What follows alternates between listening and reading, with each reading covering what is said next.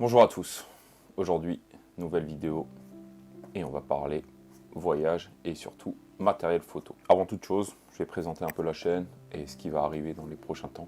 Donc ici on va parler beaucoup voyage, matériel photo et vidéo. Un peu minimaliste, la façon dont je voyage. Pour vous donner une idée, je suis parti 5 mois en Amérique du Sud avec ce sac, 41 litres, mon matos photo, mon ordi et mes effets personnels. Donc pour mettre ça dans le contexte, je suis parti en 2021, décembre 2021, je suis parti pendant 5 mois en Amérique du Sud. Donc j'ai fait une semaine au Canada, après j'ai fait le Mexique, le Costa Rica, le Panama, la Colombie, le Pérou et j'ai fini par Cuba avant de rentrer.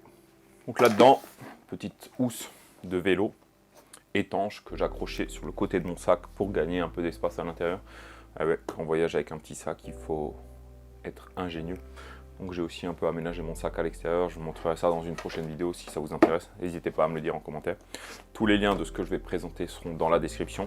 Donc ça c'est une trousse Forclaz de chez Decathlon, hein. rien de bien fou. Donc première chose, on va commencer donc par un indispensable je pense quand on voyage, hein. Lampe frontale, donc de chez Decathlon qui se recharge. Alors bon, l'inconvénient c'est que c'était en USB, en micro USB. Donc du coup j'ai un adaptateur micro USB vers USB-C. Ça, je ferai une petite vidéo sur tous les accessoires que j'utilise. Donc celle-ci, elle est fait rouge et elle a 3 niveaux de luminosité.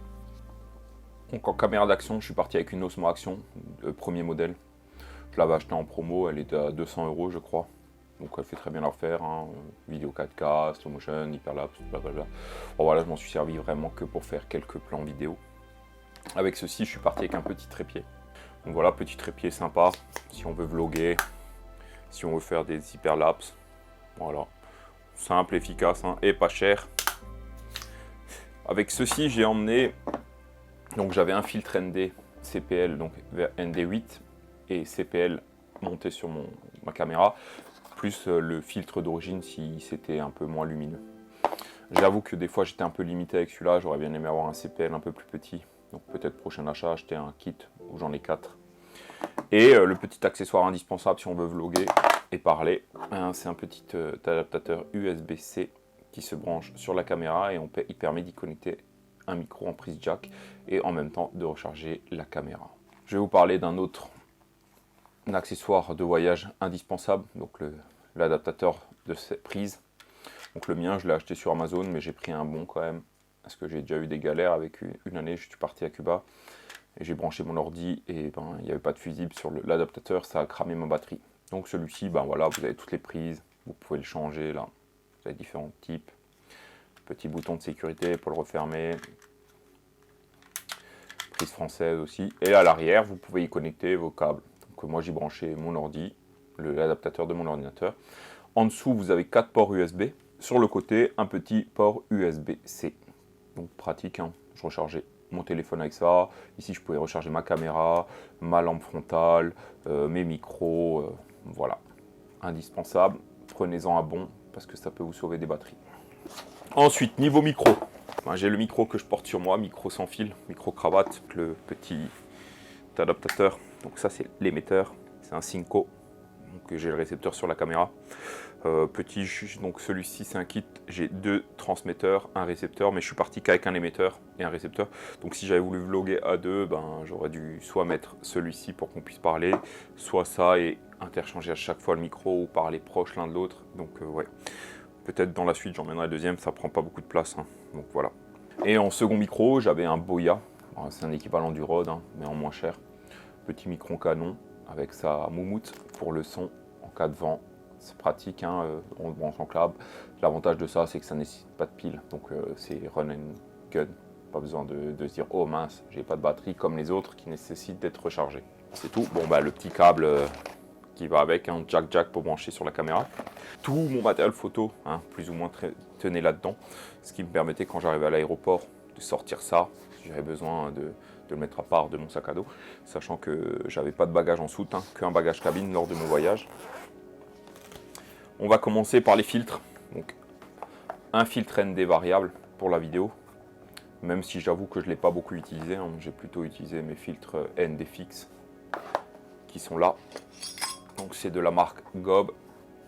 Donc là j'ai un filtre CPL et ça va du ND4 jusqu'au ND1000. Après voilà, ceux-là je les avais emmenés tous en voyage en Islande. Quand j'ai voyagé là en Amérique du Sud, j'ai pris vraiment j'ai pris un ND4, ND2 et le ND64 je crois. Et après bon, avec le ND4 et ND2 je pouvais faire un 8. Voilà, je pouvais les compiler si j'avais besoin de plus. Donc très bonne marque. Je ferai des tests aussi de ceux-là pour comparer s'il y a des changements de couleur. On n'oublie pas la petite lingette pour nettoyer les objectifs et les filtres, hein, c'est toujours utile. Et avec ça, on n'oublie pas forcément les adaptateurs, parce que forcément, les filtres, les pas de vis ne sont pas toujours les mêmes. Moi, je prends toujours des filtres en 82, et après, je mets ma bague d'adaptation en fonction de la taille de la bague de l'objectif.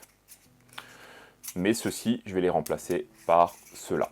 Donc en fait, celui-ci, c'est, on va dire ça, c'est un 67-82, et en fait, j'en ai d'autres qui font 43, donc il a un trou plus petit. Un filetage plus petit, mais au moins ça évite d'avoir la différence niveau poids. Si je montre, ça fait, bon là on va en empiler par exemple pour avoir le même équivalent, je vais devoir en épiler 2, mais selon le gabarit je vais devoir en empiler plus, donc voilà la différence de poids et d'utilité, donc souvent j'emmènerai que ceux-là. Je prendrai ceux que j'ai besoin pour mes objectifs et les filtres en 82. Ensuite on va passer au trépied, c'est le trépied avec lequel j'ai voyagé. Donc c'est un trépied de la marque Sirui, marqué là, je ne sais pas si on verra. Et je l'ai pris parce qu'il est en carbone. Donc c'est le modèle, c'est le 5C Traveler. Il est en carbone, il fait moins d'1 kg, pour ça que je l'ai pris. Après la hauteur maximum, ça doit être 1m50 et quelques, un peu moins d'1m55 je dirais. Je mettrai tout ça, le poids et la dimension ici. Et moi ce que j'ai fait, c'est juste que j'ai changé la tête pour mettre une tête d'attache rapide. Je vous montrerai. Donc celle-ci c'est nouvelle, c'est un nouveau modèle que j'utilise, mais quand j'ai voyagé, j'utilisais un modèle de chez Ulanzi qui est bien, mais qui est propriétaire. Donc celui-ci, on peut adapter, enfin ce qui se met là-dessus, c'est du Arca Suisse. C'était de chez Ulanzi, donc le principe c'est le même, c'est un clipsable. Donc ça se fixe normalement sur la bretelle, ça permet de clipser l'appareil photo et de l'avoir toujours à portée de main. Et donc du coup, ça c'est le modèle que j'utilisais, donc voilà, il est propriétaire, on ne peut pas l'utiliser sur un clip Arca Suisse. On le met, on peut le bloquer ici. On le débloque et pour l'ouvrir, voilà. Bon alors en soi c'est une très bonne tête, c'est juste qu'elle est propriétaire et ça me dérangeait un peu. Avant de parler de la caméra, je vais vous présenter le sac avec lequel j'ai voyagé. C'est un sac de chez OneRed, la marque, c'est le Provoque 41 litres. Donc il peut s'ouvrir ici, on peut gagner à peu près 5 litres, ça devient un 46 litres, 47 litres. Donc moi ici j'avais aménagé un filet, je vous ferai peut-être une vidéo dessus, un petit short pour vous montrer. Sur le côté là, donc il y avait mon trépied. Sur le côté là, je fixais ma petite housse à bicyclette pour ranger mes trucs à l'extérieur. Ici, on peut ouvrir pour sortir l'appareil. Donc j'avais sur le côté, je mettais mes batteries, j'avais mes lingettes pour nettoyer l'appareil photo. Et ici, c'est le système de Pigitech, le même que j'ai sur le trépied maintenant. Un peu comme le Peak Design, en fait, on vient et on glisse ça comme ça. Il fonctionne quand même beaucoup mieux que le Ulanzi, et surtout que là, en fait, on a une base Arca Suisse, c'est-à-dire que si je vais sur un trépied, mon autre trépied où j'ai pas de fixation rapide, je peux quand même l'utiliser, j'ai pas besoin de l'enlever. Donc voilà le sac, hein, rien de bien fou. Je l'ai aménagé à ma façon. Avant d'attaquer la caméra et les objectifs, je tenais à vous remercier d'être de plus en plus nombreux à me suivre, ça m'encourage dans mes vidéos. Donc merci beaucoup, n'hésitez pas à vous abonner, à liker cette vidéo, ça fait toujours plaisir. La caméra, donc là bon, c'est un X-T3, mais j'étais parti en voyage avec un X-T4. Les différences notables, bon le capteur c'est le même, un 26 millions de pixels, double slot carte SD, c'est un double slot tous les deux, donc on peut mettre 2 cartes, moi j'utilisais toujours 2 cartes. D'ailleurs on parlera des accessoires que j'utilisais encore après. Je suis parti avec 3 batteries. Pas de chargeur, je rechargeais uniquement les batteries depuis le smartphone, enfin depuis l'appareil photo, pardon. Et en objectif, je suis parti avec un 18-80, un 16-80, pardon, f4 de chez Fujifilm, donc très bonne stabilisation. Vous pouvez faire des photos quasiment à une demi-seconde à main levée sans que ce soit flou. Et j'avais un Samyang 12 mm f2 pour avoir plus de luminosité et un grand angle. Alors les différences notables entre le X-T3 et le X-T4, bon ce qui va changer, bon le X-T4 il avait le capteur stabilisé. Et ici, l'écran, il était orientable pour faire du selfie, pour pouvoir le tenir sur le côté, là. Donc voilà, moi je l'ai vendu, donc je présente celui-ci, avec lequel j'ai voyagé aussi en Islande à l'époque. Et du coup j'ai ajouté un grip, parce que bon, j'ai des grandes mains, et que sans le grip, ben, on l'a pas bien en main. Donc les cartes mémoire, je suis parti avec ça, petit étui pour ranger des cartes, tout simple, métallique, hein. Acheté sur AliExpress je crois. Donc là, je suis parti avec un adaptateur SD, micro SD, ma micro SD pour la caméra d'action, la Osmo Action. Et je suis parti avec 4 cartes mémoire. Donc là, il n'y en a que 2 dedans. Donc je suis parti avec des SanDisk standard, 256 Go. Pour faire de la photo, ça suffit. Et j'utilise toujours 2 cartes identiques que je mets dans le slot 1 et le 2. Et la 1 copie sur la 2. En gros, ça me fait un backup si j'ai une carte qui casse ou que j'en perds une ou peu importe. On va espérer ne pas en perdre, mais si j'en casse une ou qu'il y en a une qui ne marche pas, ben, j'ai toujours les photos sur la seconde carte. Et j'avais aussi les Sony TUF, donc 128 Go avec des vitesses d'écriture et des lectures plus élevées, donc c'est du 277, 150, pardon, 128 Go. Et donc ça, je m'en servais plus pour faire de la vidéo. L'avantage de celles-ci, c'est qu'elles sont beaucoup plus résistantes, c'est des monocoques. Celles-ci, c'est des coques en plastique, donc là, on peut l'ouvrir et la défaire. Et ça arrive hein, sur certaines marques, elles se cassent en deux, donc voilà. Celles-ci, non. Elles sont plus solides, elles résistent mieux. Donc si je devais vous en conseiller, c'est celles-ci, elles sont un peu plus chères, mais en durée de vie, elles ont une meilleure durée de vie. Et des meilleures performances aussi. Niveau appareil photo, je vais parler des points positifs et des points négatifs. Alors voilà, c'est un capteur APS-C. En même temps, je vais vous montrer quelques photos que j'ai pu faire avec. Hein. Capteur APS-C, donc de 26 millions de pixels, 26, quelques. Voilà, après, on n'est pas à quelques milliers de pixels, hein.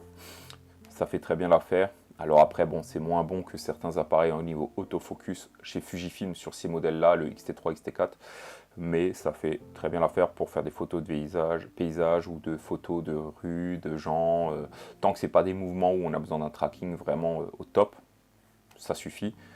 Après, forcément, le budget c'est pas le même. Un appareil comme ça coûte beaucoup moins cher qu'un plein format de chez Sony ou de chez Canon, hein. Donc là, pour voyager, on peut partir sur un XS10 qui tourne à 1000 €. Moi, j'ai pris un XT3 et un XT4. Donc déjà parce que je m'en servais lors de mes mariages, pour les photos de mariage. Maintenant, je suis passé sur un XH2S. Et j'ai pris celui-ci parce qu'ils sont bien tropicalisés. J'ai pas eu de soucis pendant que j'étais en Islande avec le froid, ou bien quand j'étais en Amérique du Sud avec l'humidité. J'ai eu aucun souci, il n'a jamais frisé, jamais eu de bug, rien du tout. Donc je conseille Fujifilm. Et pour ceux qui sont un peu nostalgiques et qui commencent la photo, c'est facile, on a plein de molettes là. Ça reste assez intuitif. Et ça fait un peu vintage, donc ça apporte un look différent.